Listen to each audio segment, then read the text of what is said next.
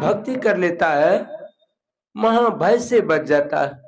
मनुष्य शरीर के अलावा कोई शरीर में नहीं जाता है। और अर्जुन कहते हैं, भगवान यदि इस जीवन में नाम दाम लेकर के शरीर छूट गया, क्या उसका जीवन अधोगति में तो नहीं चला जाता? तो भगवान कृष्ण कहते हैं, अर्जुन नवे नाम मूत्र विनाश तस्य विद्यते नो ही कल्याण कृत कस्य दुर्गति तात गच्छन्ति। हे अर्जुन, कल्याणकारी व्यक्ति को कभी दुर्गति नहीं होती है। जब भी मिलेगा मनुष्य शरीर मिलेगा, जो जीवन में थोड़ा सा भी भक्ति कर लिया है अन्य जोनि में नहीं जाएगा। जब भी मिलेगा मनुष्य शरीर मिलेगा। इसलिए गीता में भगवान कृष्ण कहते हैं, हे अर्जुन देहि नित्यम बद्यो अहं देहे सर्वस्य भारत तस्मात् सर्वाणि भूतानि न तुम सृष्टि महर्षि।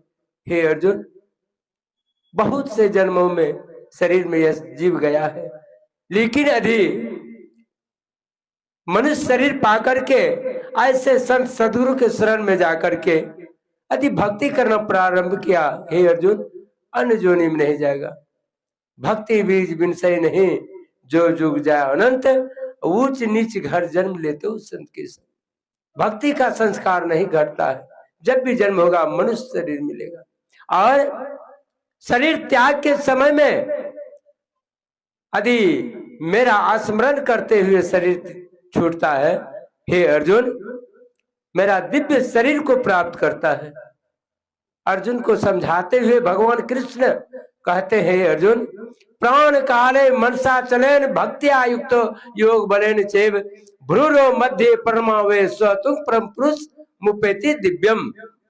हे अर्जुन, शरीर त्याग के समय में जो अचल मन से भक्ति के सराबोर हो करके और विकृति के बीच में अपने मन को स्थिर करता है, हे अर्जुन मेरा दिव्य शरीर को प्राप्त करता है। भक्ति का संस्कार जीवन में नहीं घटता है।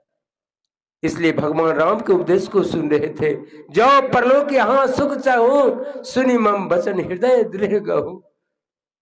यदि परलोक यहाँ और परलोक में सुख चाहते हैं तो मेरा भक्ति ही सर्वोपरि है। जो भक्ति करते हैं यहाँ भी सुख है और यहाँ से जाने के बाद वहां भी सुख है।